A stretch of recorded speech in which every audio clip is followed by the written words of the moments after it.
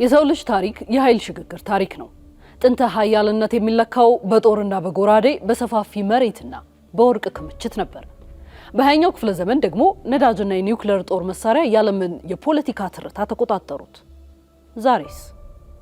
ዛሬ የዓለም ቁልፍ ያለው አንድ የማይታይ ነገር ግን የሁላችንንም ሕይወት በሚዘውር ኃይል እጅ ላይ ወድቋል። በየዕለቱ ከእንቅልፋችን ስንነቃ ስልካችንን እንከፍታለን፣ መልእክት እንለዋወጣለን፣ በባንክ ገንዘብ እናስተላልፋለን፣ የቤተሰቦቻችንን ምስሎች እናጋራለን፣ የጤና የደህንነትና የኢኮኖሚ መረጃዎቻችንን በቴክኖሎጂ መረብ ላይ እንለቃለን። ነገር ግን ይህ ሁሉ የእኔ የእርሶ የሀገርና የመንግስት ሚስጥር የት ነው የሚቀመጠው? ማንስ ነው የሚቆጣጠረው? የኢትዮጵያ የዲጂታል ድንበርስ የት ላይ ነው ያለው? ቆይታችን ይህን ይመልሰዋል።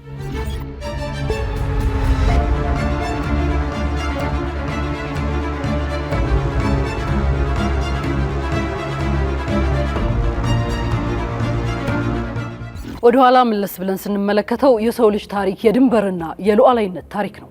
አባቶቻችን ሀገርን የጠበቁት ሉዓላዊነትን ያስከበሩት ድንበር ላይ ቆመው ደረታቸውን ለጥይት ሰጥተው አየሩንና ምድሩን በመጠበቅ ነበር።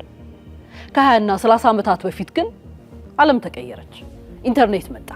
የሀገራት ፊዚካላዊ ድንበሮች ትርጉም አልባ የሆኑ መጡ። ይህንን በተግባር ለመዋል ደግሞ ብሔራዊ የመረጃ ቋት ስርዓት ወይም ናሽናል ክላውድ ሲስተም መገንባት ግድ አለ። የሀገር ሚስጥር፣ የዜጎች የጤና መረጃ፣ የባንክና የፋይናንስ ልውውጣችን በወረቀት ላይ ሰፍሮ በብረት ካዝና ውስጥ ተቆልፎ የነበረው ዘመን አበቃለት። ፋይሎቻችን ከመደርደሪያ ወደ ኮምፒውተር፣ ከኮምፒውተር ደግሞ በሺዎች ኪሎ ሜትር ርቀው ወደሚገኙ የባዕድ ሀገር የመረጃ ማከማቻዎች ወይም ሰርቨርስ መጓዝ ጀመሩ። ታዋቂው የታሪክና የፍልስፍና ምሁር ዩቫል ኖህ ሃራሪ ሆሞ ዲሞስ በተሰኘው ዝነኛ መጽሐፉ ላይ እንዳሰፈረው በ21ኛው ክፍለ ዘመን ዋነኛው የኢኮኖሚ አንቀሳቃሽ መሬት ወይም ማሽን ሳይሆን መረጃ ነው። መረጃን የተቆጣጠረ አካል የዓለምን የወደፊት ዕጣ ፈንታ ይቆጣጠራል ይለናል። እንግዲያውስ መረጃ የዘመናችን አዲሱ ኃይል ከሆነ ይህ ኃይል የት እየተከማቸ ነው? ማንስ እየተጠቀመው ነው? በእኛ መረጃ ላይ ማን ነው ሙሉ ስልጣን ያለው? እነዚህ ጥያቄዎች የአንድ ሀገር የህልውና ጉዳዮች ይሆናሉ። የሃርቫርድ ዩኒቨርሲቲ ምሁር ሾሻና ዙቦፍ ይህን ክስተት የስለላ ካፒታሊዝም ዘመን ወይም ሰርቪሊያንስ ካፒታሊዝም በማለት ትገልጸዋለች። መረጃዎች በባዕድ ሀገራት እጅ መግባታቸው ዜጎችንም ሆነ ሀገርን ላልተፈለገ የስለላና የጥቅም መለወጫነት ያጋልጣል። ይህ ደግሞ በዲጂታሉ ዓለም ያለ መሳሪያ በቅኝ ግዛት ስር እንደ መውደቅ የሚቆጠር ነው። ታዲያ ትልቁ ጥያቄ በዲጂታሉ ዓለም የሀገርን ሉዓላዊነት እንዴት እናስጠብቅ የሚለው ነው። መልሱ አጭርና ግልጽ ነው። የመረጃ ሉዓላዊነትን ወይም ዳታ ሶቨሬኒቲን ማረጋገጥ። የመረጃ ሉዓላዊነት ስንል የኢትዮጵያን መረጃ በኢትዮጵያን ባለቤትነት፣ በኢትዮጵያን ምድር፣ በኢትዮጵያን ሕግና ቁጥጥር ስር ማስተዳደር መቻል ማለት ነው። ይህንን በተግባር ለመዋል ደግሞ ብሔራዊ የመረጃ ቋት ስርዓት ወይም ናሽናል ክላውድ ሲስተም መገንባት ግድ ይለናል። ብሔራዊ የመረጃ ቋት ስርዓት በቀላሉ ሲብራራ የሀገራችን ተቋማት፣ ባንኮች፣ ሆስፒታሎችና ዜጎች መረጃቸውን በውጭ ሀገራት ሰርቨሮች ላይ ከሚያከማቹ ሀገር ውስጥ በተገነባ እጅግ ዘመናዊ ደህንነቱ በተረጋገጠና ግዙፍ አቅም ባለው ማዕከላዊ የዲጂታል ማከማቻ ውስጥ እንዲያስቀምጡ የሚያስችል መሰረተ ልማት ነው።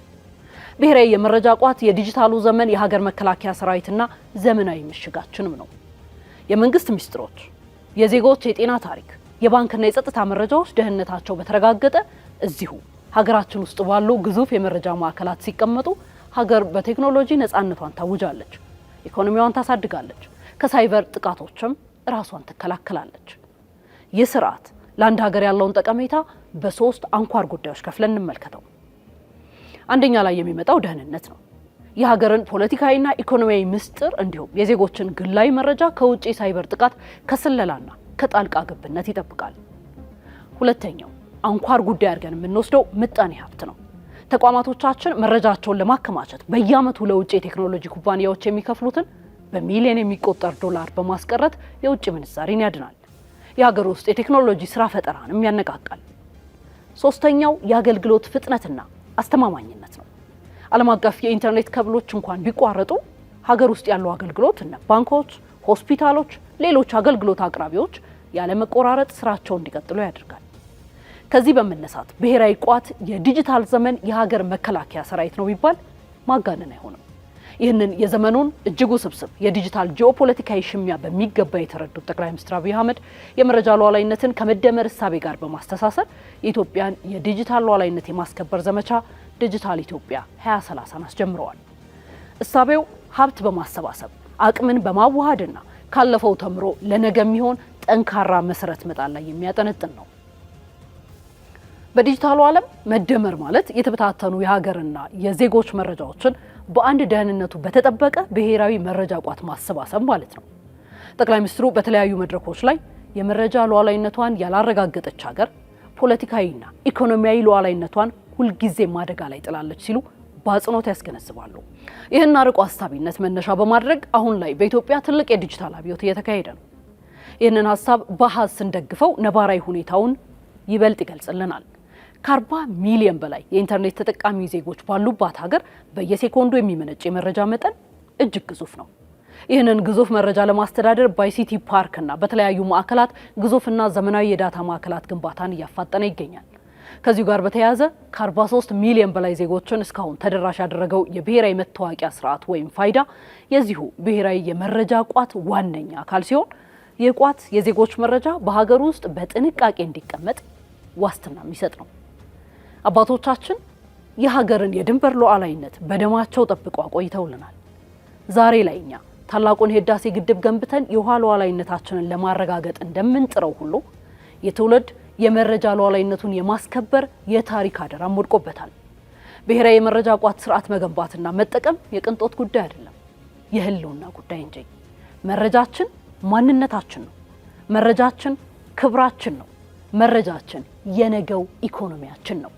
ዛሬ እየተዘረጋ ያለው የዲጂታል መሰረተ ልማትና ብሔራዊ መረጃ ቋት ኢትዮጵያ በ21ኛው ክፍለ ዘመን የዲጂታል አውሎ ንፋስ ውስጥ ሳትናወጥ ታሪኳን፣ ሀብቷንና የዜጎቿን ደህንነት አስጠብቃ ወደ እድገት ማማ የምትወጣበት የማይታየው ግን እጅግ ጠንካራ የዲጂታል ግንባችን